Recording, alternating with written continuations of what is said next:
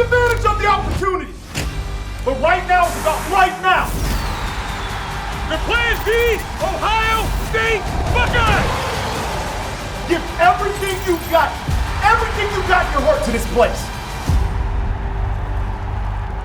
Hello, everybody, and welcome back to Rushing the Field, presented by Xfinity. He's Joshua Perry. I'm Nicole Auerbach. We're coming at you essentially live, but right after Indiana trounced Oregon. I'm at the Peach Bowl. I'm in Atlanta, 56-22.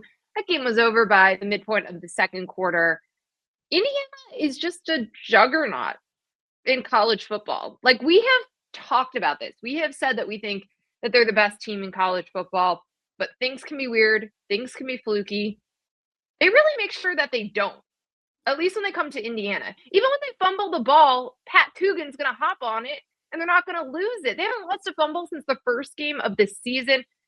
Joshua, and then Oregon spotted them 2 touchdowns. Can't do that. It was such an impressive statement. We say this all the time about Indiana. Like, their path to getting here, now going through Oregon and Alabama and Ohio State. We're running out of ways to talk about how good this football team is. Yeah, I mean, it's the proof is in the pudding. Like, you just have to flip on the tape. We can try to describe it as much as we want to, but unless you watch what they're doing to teams, just thoroughly dismantling them, you wouldn't really understand it. And I think this game in particular was so interesting because you can look at the box score and you can look at the total yards and things of that nature and be like, oh, like Oregon, the score doesn't really match how well they played. No. It's purely indicative of how this game went. Indiana didn't even have to drive the field a majority of the time because they were taking the football away and had in such great field position. Fernando Mendoza, it was 2 drives for Oregon before he even touched the football. They had points on the scoreboard already. Like, it's impressive. It seems like they're always prepared. It seems like they're always dialed in, never in a bad spot. You mentioned it. Like, even you can fumble the football and you got offensive linemen running down the field so hard after the play that they can just fall on it. It's unlike anything that I've ever seen. And I know I say that every week, but I have not seen something like this before. Certainly not a national championship level. Like, this is a national semifinal, and their average starting field position for most of the game was like the 49-yard line. Like, they're starting with the ball at midfield. To your point, like, you look at the box score and it's a little bit odd, right? Like, so Fernando Mendoza, 17 of 20, 177 yards, 5 touchdowns. So you're like, 177 yards. That's not even that much. Because, again, they weren't going the whole length of the field. Like, it was just remarkable and so methodical. So many different receivers had big catches. Fernando ran it himself at key critical times. There's just so little to complain about. They actually had some false starts, which Curt Signetti was not happy about. We know why he's not happy about that. Pre-snap penalties are something his team does not do. I want to read you this quote from Dan Lanning, who he kind of had that look on his face of, like, I don't know what else I could have done. And there wasn't anything, especially when you start the game with a pick six, Dante Moore, just nightmare. And then, he's fumbling because running back runs into him and it pops the ball loose. Like, everything was going wrong.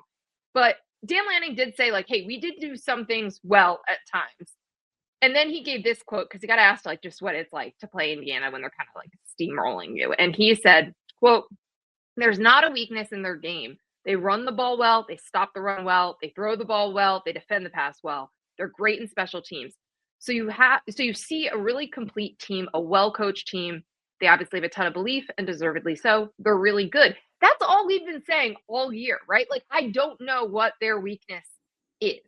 They don't have one, and they don't beat themselves. And this was a game where we actually saw them penalized more than they usually are, still did not beat themselves. They still did not give the ball to the other team. They did not put themselves in bad positions.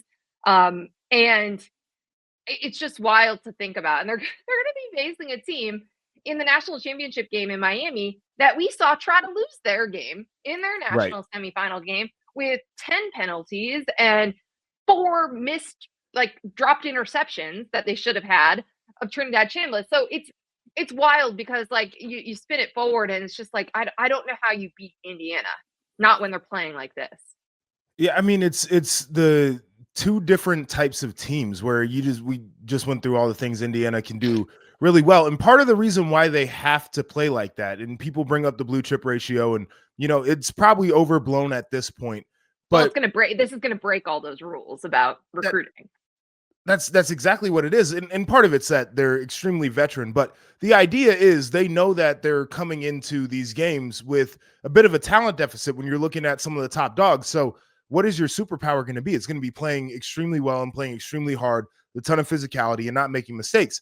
Miami's a little bit of the opposite of that, where we saw a sloppy game, a lot of pre-snap penalties. You mentioned the missed opportunities on defense. Carson Beck was missing some throws, but they're so damn talented that they can overcome those types of mistakes. And so it's going to come to a head. And Miami might play a game where they're mistake free. And that makes it a lot more difficult for a team like Indiana, no doubt. Like, you catch Miami on the right day and you feel like they're as dangerous as anybody in the country. But when you know your opponent does not make mistakes, the margins become so thin. And that's what's really intriguing about this is I don't know what makes Indiana flinch. And I don't know if we'll even find out this year. Yeah, I don't know that we will either. Obviously, it's going to be a home game for Miami. The best wins in their program history are Is it going to be a home game? Technically a home game. It is where Okay. they play home football games. Okay. What I saw in Atlanta, Joshua, and what we saw at the Rose Bowl is an Indiana takeover. Yep. These fans, like, we have totally, when we have had conversations about like who could be sleepers in college football, we did not take into consideration how enormous the Indiana fan base is. It's the largest like active or like living alumni base in the country. They were, I think it was 90-10 ratio in Atlanta in that stadium. You had a lot of people making jokes about the Falcons that like this is the most red that they've ever seen in one sporting event. They all stayed too. Like, that stadium was at least half full watching the trophy presentation. There was a large group of Indiana fans that went over to watch Curt Signetti do his BTN interview and just like cheer for him throughout the interview. There's a bunch that was waiting for the players with the band to celebrate. They just didn't leave. And they're all going to be in Miami too.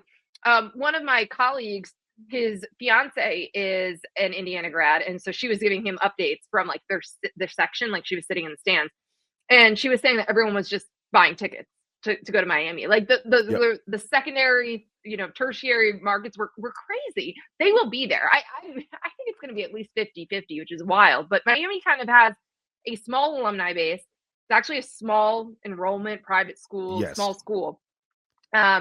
So yes, technically this will be a home game for Miami. But you're going to have like, it's a home game for Fernando Mendoza, the Mendoza family, Miami native. Yep. His dad played with Mario Cristobal. I mean, there's going to be like, there's just so many incredible storylines with this game, but it just feels like Miami will have to play a perfect game. I'd hope that Indiana does some things that they don't normally do. And to your point, we may not see if this team has a weakness. I wonder, as you think about like the 12-team playoff era, part of the reason you're against the size of the bracket, right, is like the amount of mulligans that teams get. Like that Ohio State could lose twice last year and still get in. Did you ever think we were going to see an undefeated national champion in this era? Like in the 12-team era? I didn't, and not because of how difficult it would be to win in the postseason. I didn't because of how spread out the talent is and how much attrition happens throughout a season.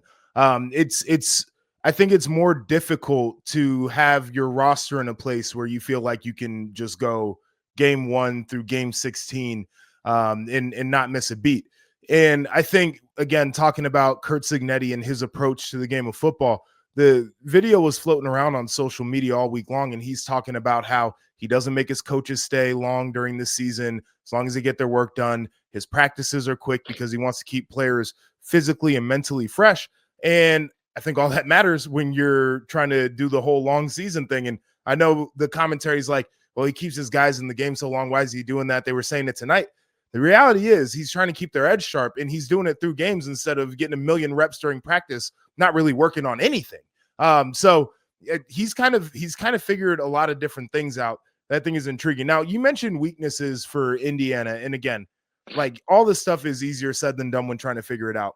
But the Miami front seven, I think, is the point of intrigue for me in this matchup, because we know what they have with their rushers.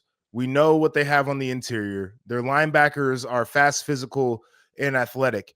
And the only time this Indiana offense hasn't been one of the best scoring offenses in the country is the first time around when they played Oregon, when they played Iowa, when they played Penn State, when they played Ohio State in the first half of the game against Wisconsin. And all the things in common in that game is they were under 4 yards per carry. And I think if you make them one-dimensional and take away the RPO, which is what their offense is based on, you take away the run part of that, I think it becomes a little bit more difficult for them to execute their offense. But then, of course, it becomes the question of, does Miami deliver? Can Carson Beck make the throws when he needs to? And he had a great drive at the end of that Ole Miss game, by the way. Like he wasn't great for a lot of it, but he stepped up in big situations. I think that's the pivot point here. That's where the game hinges to me, is that front seven has to be as advertised, the way people are talking about how they were dominating the postseason. This is a one opportunity. This is where they got to be the unit that can win a game. And we've talked about it before, right? Like if you're going to try to rattle Fernando Mendoza, the Heisman Trophy winner, the number one pick in the draft, probably, you have seen moments where you see the Fernando Mendoza you saw at Cal, he didn't have any offensive line protection, and he gets a little, his feet get happy. And that's the thing, that when he first got to Indiana, they're like, footwork. Like he's got to go through progressions, got to trust his protection.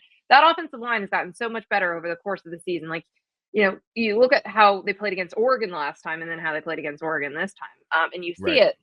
But yeah, I mean, like, you got to try to do something, right? And it's wild to say, like, have Fernando Mendoza beat you, but that's kind of it. And I don't think it would work. But like, I don't know how else to put that.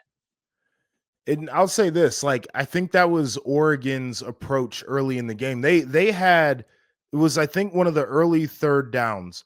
They brought middle pressure with the linebackers. It was a 6-man rush. And it was this exact idea that we're talking about. And I think even probably more so through the interior of the offensive line rather than the edges. I think he's pretty good with edge pressure. It's when the pressure is right in his lap where he starts to get a little bit of happy feet. They blocked the hell out of that play. I mean, it was just boom, boom, boom. You could hear it on the freaking broadcast, and it was just a stone wall. And he had the time, and he delivers a perfect pass toward the sideline. So even when you have, like I said, it's easier said than done. Like, I think you know how you want to attack them. Can you actually execute it? Like, can anybody actually execute the game plan that they feel confident can beat Indiana? What's crazy is, and we say this all the time, this is a program that was a doormat. Like they were, you always say this. I always think about this, that they would schedule a team that played like, or they would, when Ohio State would play at Indiana, they would take like their aerial shot because it's all red. So it looks like a full stadium. And they would put that on all their programs for the following year. And I always think about that because that's what they were. They were everyone else's homecoming opponents. Like they were the team that everybody beat up on. And obviously they were the losingest program in the history of college football. And now suddenly they are the team that's bullying everybody. And obviously we know some of the keys about how they did this, right? Like you would never be able to do this in a different era without the immediate eligibility for transfers coupled with NIL, because you wouldn't get enough good talent this quickly to do it. Now, one of the benefactors here is Mark Cuban. So he was all over, by the way. I saw him before the game, saw him afterwards. He had one of the team t-shirts and they were celebrating. And he had this amazing quote on the field post-game. He said, "From the outhouse to the penthouse, baby, that's the IU Hoosiers." It's so true. Like it was so fast. Like they didn't even go through some of those normal steps that you typically see. Like I guess maybe last season, but again, this is 2 years we're talking about where like they couldn't beat the teams that had more talent than them last year. Now all of a sudden they can, and they can blow them out. Like it's crazy to think about that. It is. And going back to last year, as you mentioned, Kurt Signetti has 2 losses as a head coach at Indiana. And there were the 2 teams that played for a national title last year and nothing after that. Right. So like, even when you think about this idea of, oh, maybe last year they came up short against more talented, it wasn't just the teams that had more talent. We're talking about the 2 teams that made it to the end in college football a year ago. And now Indiana's sitting right there and they're in the driver's seat. It's the thing I mentioned, and more people I saw during the game started tweeting it. And I feel like we need to get comfortable saying it, that Curt Signetti might be the best coach that's ever put a whistle on. When you think about the context of Indiana football and where they have existed for all of our lifetimes, and you think about what they can achieve with one more game left to go, with the Heisman Trophy winner at quarterback, with guys who are going to be playing on Sundays, plenty of them, this is not it's not a minuscule thing that has happened. It's entirely ridiculous to even try to put into context in a lot of ways. But I wanted to flip this over because there were two teams whose seasons ended in the semifinal round. And I'll start with the Ole Miss side of this. I think it's really intriguing, the story of the season, the story with the Lane Kiffin, and then the postseason. When we look back at this year for Ole Miss, do you think we're going to talk more about the drama and the storylines and Lane Kiffin leaving, or is it going to be more about Ole Miss having the best season that they've had in modern college football history? Well, I think the two instant classics in the CFP certainly contribute to that, right? Like I've been joking all day that we should just invite Ole Miss every year because they're going to give us the theater and the cinema and the drama. So I hope it's Trinidad Chambliss and the way that team rallied. But Lane Kiffin will obviously be part of that story forever. You know what? I was kind of thinking not to go back to Indiana, but like you had Lane Kiffin leave a place that he decided couldn't win national championships as easily as LSU. And Curt Signetti went to the hardest place in the country to win a national championship and won one. So like just underscores the differences between those coaches.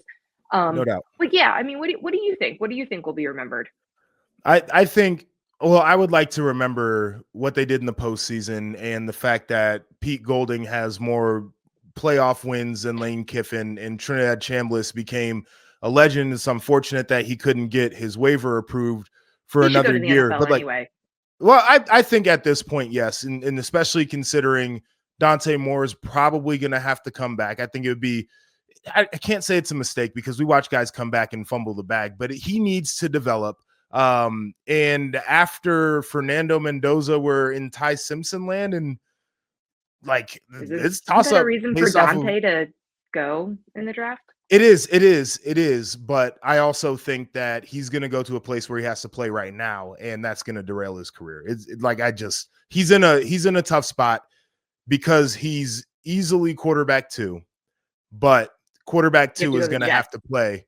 Yes. And he is going to be in hell if that is the case. But all that to say, like, these are the things that I'd like to remember. But of course, we're going to talk about Lane Kiffin. And by the way, he might not have been wrong. And Indiana certainly was a place that nobody would go to believe that they could win. But in the new age, when you got a couple billionaires that can help you flip rosters and you can retain coordinators and pay them $3 million a year, like, LSU seems like they're better equipped to do that than Ole Miss. So again, back and forth, I get it. We'll talk about all the things, but I think we should focus on the great things that they did. Now, the other one for me is, do we have the conversation about Dan Lanning, and not the way you like to say it's time to have a conversation? No. Okay, But why don't you set it up? I'm trying to look up his stat real quick as you're talking. Yes, I know which stat you're getting ready to look up. Okay, I got it. Dan Lanning. Go ahead. Can I do Give it first? the stat. Okay. Yes. These are the losses that Dan Lanning has had at Oregon. To Georgia, the year they won a national title. Then he lost to Washington, Oregon State. Then he lost to Washington twice when they played for a national title. Yep. He lost to Ohio State last year when they won a national title. Lost to Indiana twice this year, will play for a national title. That's what that's the stat I wanted to get in. Yes, and I think it's a valuable stat. We have widely regarded Dan Lanning as a top 5, top 10, fringe top 5 coach in college football. And when you look at the teams that he's lost to, like, that's when you start to understand, like, we're talking upper echelon, margins are very thin, hard to beat teams like that on a consistent basis. Mm-hmm. Ryan Day was the can't win the big game guy, and it wasn't until the year he won a national title that he finally lost to a team that wasn't ranked. We had talked about James Franklin and his record against some of the top teams.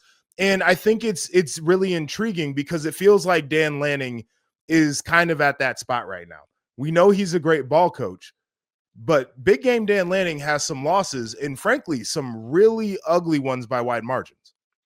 Right. I think it's the margins, but I will say, so if you're losing to the teams that ultimately win it all, I think it's sort of defensible, right? Because they're going to beat almost everybody that they play.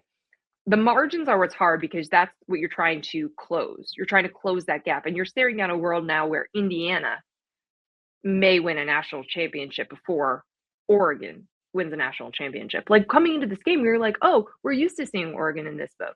But Right. they still not won one. Like that window is changing now in the way that college football is. And if someone's able to leapfrog you, like Indiana just did, it's a little concerning. Yeah. No, I mean, I'm definitely with you on the concern. And like, I'm not trying to say that I think Dan Lanning's a bad coach. I think he's a phenomenal coach, as a matter of fact. But it feels like these are frustrating. These are frustrating it's ways frustrating. to end the But season.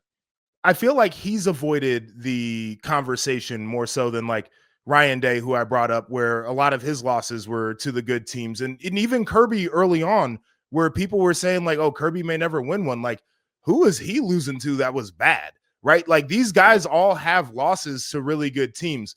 And so I think it's an intriguing spot because he's 13-win seasons, right? Like he's done a lot of really good things. But in this world right now, especially where it feels like everybody's like, you got to win championships, like championship or bust is what all of these programs are trying to say. It's difficult to have the 13 wins, but not have the hardware that you would typically associate with that. Do you think that it helps Dan Lanning at all that Kalen DeBoer got blown out by the same team? Do you think it helps Kalen DeBoer to watch what just happened to Dan Lanning, to watch what happened to Georgia, to lose to Ole Miss? Like, do you think anyone feels a little bit better by seeing other like top coaches, top programs go through some painful losses? Yes, I think there are a lot of people that are gonna look at what has happened and they're gonna cope. And I think it's reasonable, right? Like Kalen Only DeBoer team is can win the whole thing. right. And by the way, like Kalen DeBoer is gonna go through hell this offseason. And again, Alabama, different place, get the standard, all that kind of stuff. It's gonna be not because of getting blown out by Georgia, name brand in the conference championship where you had -3 rush yards. It's going to be because you went to the Rose Bowl and Indiana housed you. And we're going to look at that and try to make whatever about Kalen DeBoer. But then you look at what happened to Dan Lanning, and it's like, okay, can we cast aspersions about these guys? Because at some point we got to acknowledge that those are two good coaches, maybe just got caught on the wrong day by the wrong team who's playing out of their mind. I think in Columbus, there's going to be a lot of copium too. We played that team within 3 points, and then look at what they did in the postseason. They were kicking the shit out of everybody. So I really do think that people are actually going to try to put context to what that team is doing right now and say that it's not actually as bad as what it seemed on the day that they lost the game. Well, and I think to your point, I think if Indiana wins a title, the conversation about like Kurt Signetti is the best coach in the sport right now, Right. It changes it too. Before we go, because it's going to be a shorter pod than usual because we are recording this very, very late, I want to look forward a little bit more at this national championship matchup because it is so unlikely. It is so intriguing. There are just so many incredible storylines because Miami, we have to remember, was the number 10 seed. They were the last team into the bracket as an at-large. So much controversy around them, Notre Dame, Alabama as the final few teams. And they get all the way through. They beat 2 SEC teams and Ohio State, the defending national champions, to play a home national championship game. Mario Cristobal, who, by the way, on that final drive when Carson Beck ran it in and took the lead and won that game in the semifinal, good clock management, good game management. Like, there were so many jokes on Twitter. Oh, I really trust Mario Cristobal and Carson Beck to go win the game. You know what? They did. They went out and did it. So all of this other stuff that you're shedding, you're trying to get Miami back to the promised land, to be in the upper echelon of the sport. They're there. They're playing for a national championship. And they're doing it up against a storyline in college sports that we have never seen before. Never seen something. We can't put into context what Indiana football has done over the last 2 seasons. And they're bulldozing people, and they might win the program's first national championship. Like, you could be a great fiction writer and not come up with these storylines. Yeah, I mean, it certainly feels like this was part of the college football script. I'm sure there's conspiracy theorists out there who believe that Who's is the writing case. it? Who's writing Yeah, the script, well, though? that's a Because I don't really know if good you'd put question. Indiana in I the would script. say Disney wrote the script, but we can maybe cut that. No, I'm joking.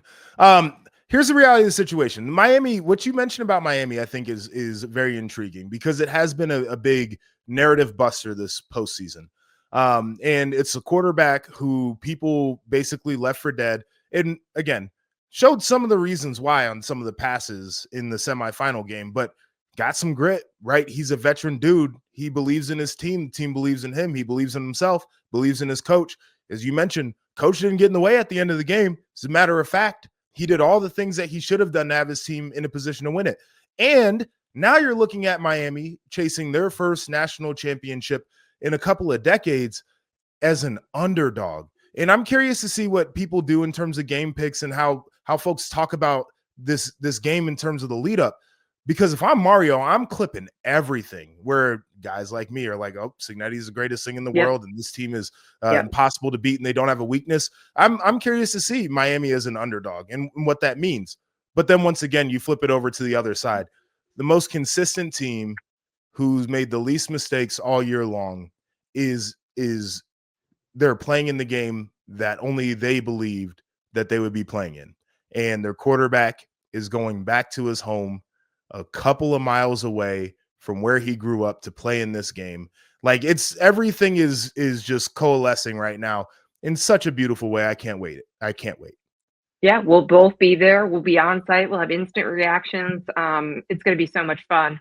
And again, I think this is a great championship game for college football. I think this whole 12-team playoff has been really good for the sport because we talked about this during the semifinals, but I want to underscore it. The fact that Miami would not have been in this thing if it were a 4-team playoff, the fact that Miami was, a lot of people didn't think they should be in a 12-team playoff. That validates things for the selection committee, even though it shouldn't. No doubt. But they're probably feeling pretty good about themselves. I'm sure they're Googling, searching everyone who said, the committee got it right. The committee got it right. Yeah, but the committee had a bad process, but they got the right outcome. Let's not celebrate. Bad process, probably the wrong seeding as well. But yes, Miami should have been in there. Notre Dame probably should have still been in there as well. Agreed. Neither here nor there. Right. But you have that, right? The idea of like the reason this thing has 12 spots in the first place. And then you have the Indianas and the Texas Techs and those types of teams that have a legitimate path and a legitimate shot, and Indiana might very well win the whole thing. I just think it's an awesome place for college football to be, to say that for the Stars Matter crowd to be wrong if Indiana wins it. I mean, even them getting here in the first place. The blue chip ratio, guys, for this to be a team of a lot of 2- and 3-star guys that they've developed into a great team that is not the most talented roster, but the best team in the sport. I think all of that is awesome. And I just think it's really resonating beyond college football. We'll see if it continues to break out. We still, now with NFL playoffs and all that will start, but I really think the Indiana story has broken through. Kurt Signetti's faces during games, all of that stuff, like it just instantly, it crosses over into pop culture, which I think is awesome. I think it's really cool to have a season like this. Are the sideline reacts a little bit overexposed now? Because I mean, I was watching by on the broadcast today. or by like when Sig like clearly knows the camera's on him, is like pulling a no. I'm saying the broadcast cutting to him is like Taylor Swift level of let's get him into the broadcast. And I listen, I'm here for it. I laugh every single time I see it. I do but too. It's a lot.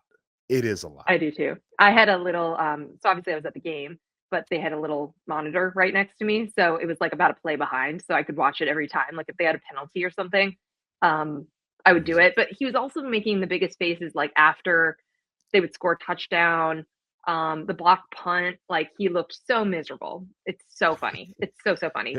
He smiled at the end of the game. He said he was going to get a beer as well. I was proud of him. I was like, someone get this man a beer. He deserves a beer.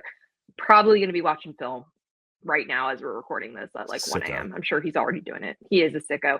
And he's a sicko that's about to play for a national championship. It is going to be Sure awesome. is. We're going to have a much deeper dive preview. We'll go through all the different key matchups and where we think the game is going to be decided. We'll both be at media day, so we'll have some insights from talking to players and coaches. And then, of course, as I said, we're going to be very much a live reaction show for the national championship game on the 19th. We'll be together. We will have video capabilities with us, and it should be really cool, and it should be a great story. One last thing we have to hit before we go, Joshua. Third straight year, no SEC team playing for a national title in football. I went on the Paul Feinbaum show. I did confirm that he is still in the United States. He did tell our friend Danny Klippinger that he would leave if the SEC didn't win a national title this year. What do you make of it? What do you make of the trend? So it's I think it's intriguing for a lot of reasons, and some of the more cynical people would say it's interesting that the SEC hasn't appeared in a national title game since it's been legal that you can pay players. And I think there's probably a little bit of truth to that in terms of the actual paying players under the table. But I think this whole environment has spread out talent in ways that we hadn't seen before. And so you see with not only some of the SEC teams, but you see with a team like Ohio State, for example, where maybe their depth is a little bit thinner than what we would have seen in the past. And it's opened up some more paths for other teams. I think there's also now, because of this idea of just not having aliens stocked all over your roster, coaching is being emphasized. Actually being a good ball coach, a good developer, a good coach during the week to get your team prepared. And maybe some of the guys who are having success, and not trying to throw shade at anybody, but like an Ed Orgeron was able to stumble into a title. He's not a great ball coach. I don't think such a talented team that was going to overwhelm everyone they played.